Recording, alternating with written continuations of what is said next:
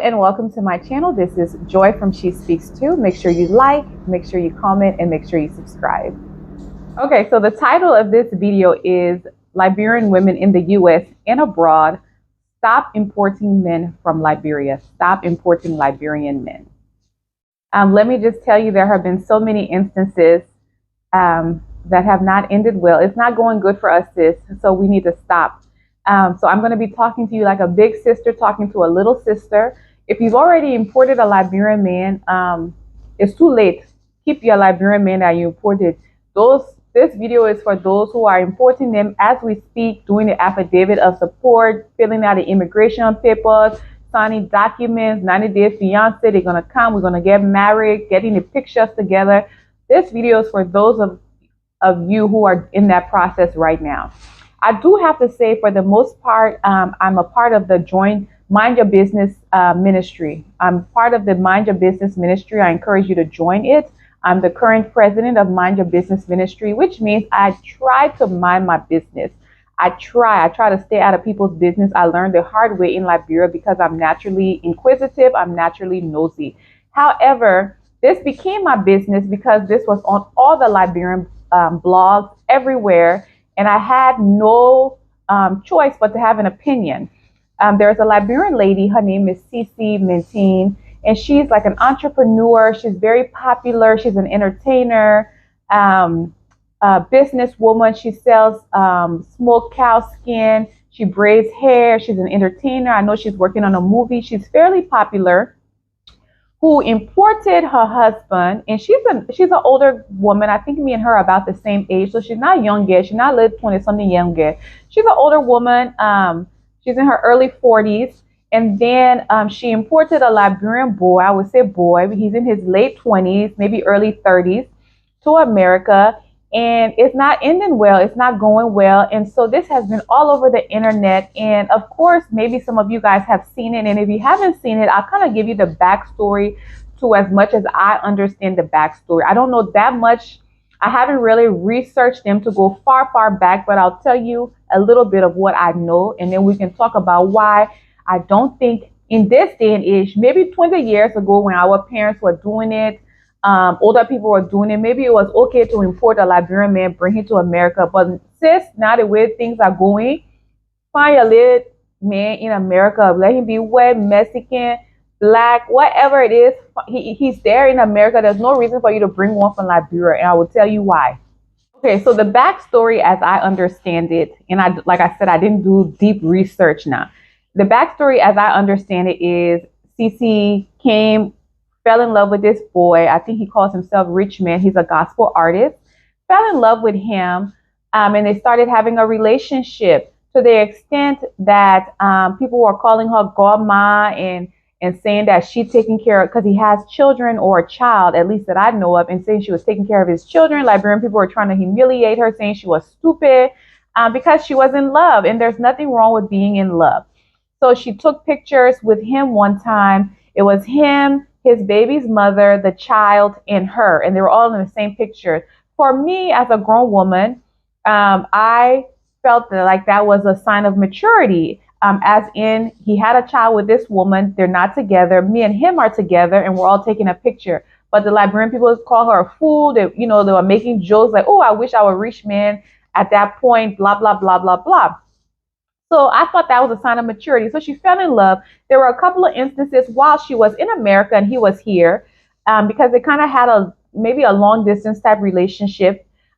He embarrassed her. There were videos of him where he's like doing social media videos with another woman, kissing another woman, things like that. But that didn't deter her. People called her stupid. That was the man that she fell in love with. Fast forward. She sends for this boy. She sends for this young man. He comes to America. He proposes to her at the airport. It was like, he gets off the plane, sees her, proposes. Of course, she's excited. She didn't expect it.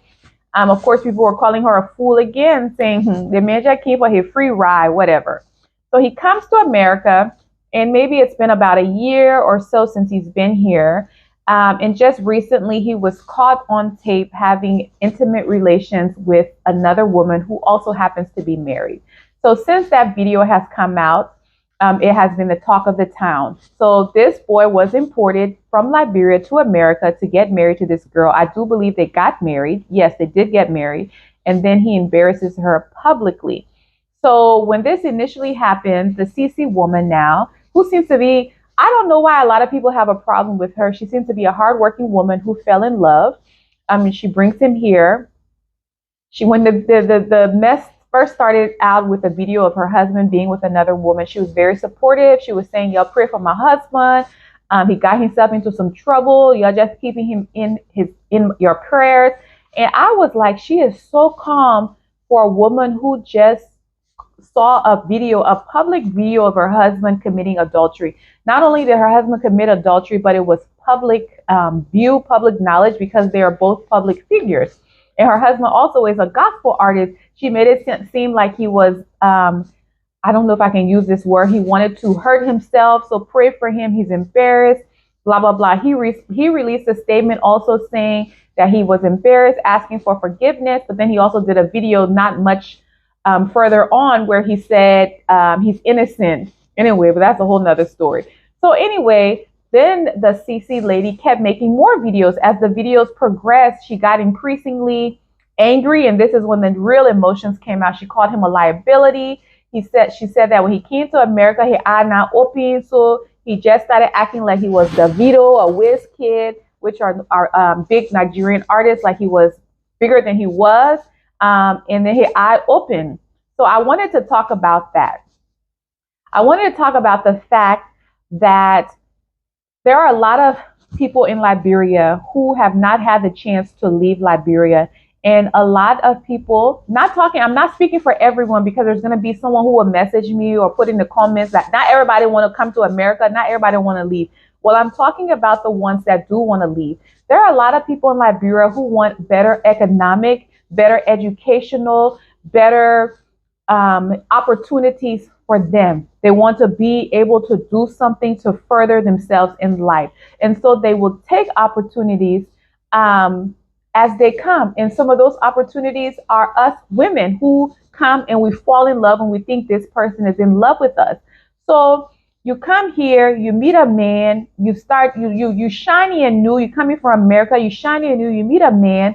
More than likely, your economic situation is better than his. And so you meet a man, y'all call it, quote unquote, falling in love. You go back to America. What happens now is you start helping him. You start sending him money because, of course, you're in love. You're helping him. And then he's taking it because he needs it, too. So he's taking your help, your economic help. You're in America. You're filing for him. And guess what? He's grateful. He's grateful. At this point, he's grateful. He's thankful. He's just waiting for those papers to be filed. He comes to America. When you get to America, then more than likely, as the woman, because you've been there, you're more established, you have a job, because you had to do an affidavit of support. You had to show that you could support another human being, a grown adult. So more than likely, you kind of have your affairs in order. I mean, and you're maybe not rich, but enough to support yourself and another human being until this person gets on their feet. So this person comes. They come and they're grateful. Probably maybe have never traveled abroad before. They come, they're grateful. You're going to work, you're coming home, you guys are creating a family. But then something begins to happen. He starts looking around at what he can see and starts knowing that, wow, I mean, this is America, you know, I'm here in America. And something happens where the control, there's a power shift now, because he's beginning to feel himself, or as they say in Liberia, he's beginning to smell himself. So he's beginning to feel himself. He's looking around. He's like, okay, so, you know, she sent for me, but there's not just her, there's other women. And let me tell you something.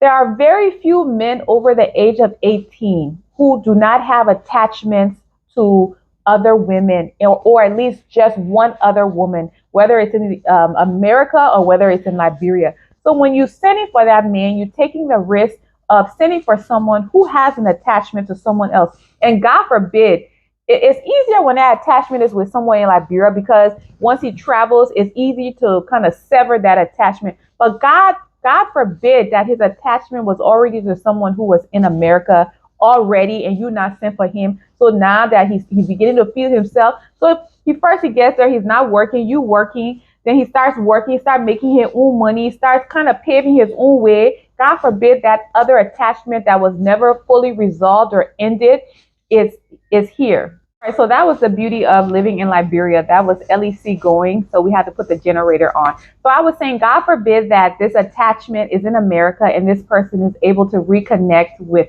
that person. So you run the risk of that. I'm telling you, there are hardly people, anyone, even a woman over the age of 18 who does not have an attachment or maybe some unresolved issues to someone that maybe they didn't get to end it in a certain way with. In my opinion, in the case of CeCe Mentine and this boy Richmond, I feel like there was an age discrepancy, too much of an age gap, where she is a little bit older. When I say older, she's not old by any means, but she's a little bit older. She's a little bit more mature. This gentleman, this boy, this guy is late 20s, early 30s. Probably he maybe played the field in Liberia, but now he's in America. Hasn't had the opportunity to explore, and he hasn't reached the maturity level that she probably has, where she thought this is it. And for him, this now is a chance to explore another country, another environment, different types of women. Because the woman that he did cheat with is not even Liberian, and she's a married woman. So that lets you know that his mind wasn't settled. He definitely wasn't on the same page as her, which is kind of sad, because from what I could see, like I said, a lot of people have issues with her. She's controversial, but I've never seen anything that I would want to wish bad or bad luck or wish demise of someone's marriage on her. And I don't think that it's okay to be like, well, we told her that young boy didn't love her and this, and so it's okay, because it's never okay to cheat or to embarrass your partner publicly. So if you are in a relationship like that, a long distance relationship is hard enough. Even I would consider a long distance relationship in the United States from different states hard enough, being in the same country, being in the same continent. But imagine being in a long distance relationship with someone you met briefly on vacation, or maybe when you came here for a month or two, or maybe someone introduced you, you started talking on the phone, then you go back to America, they're in Liberia. You never get to fully know the real person.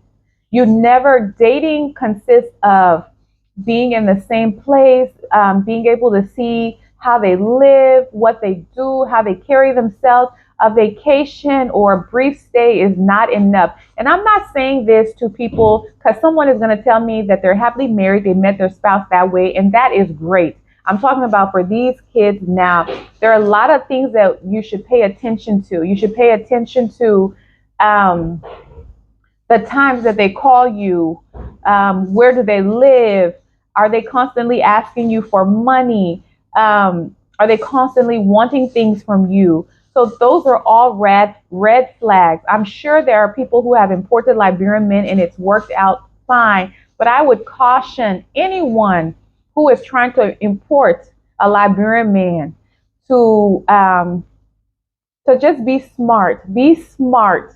There's no rush to bring him, sis.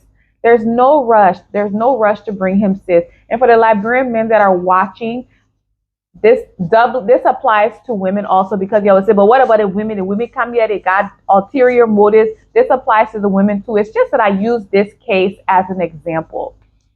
Just to summarize, when you're dating someone in another country, I don't think you have enough time to get to know them. I don't think you have enough time to get their notes.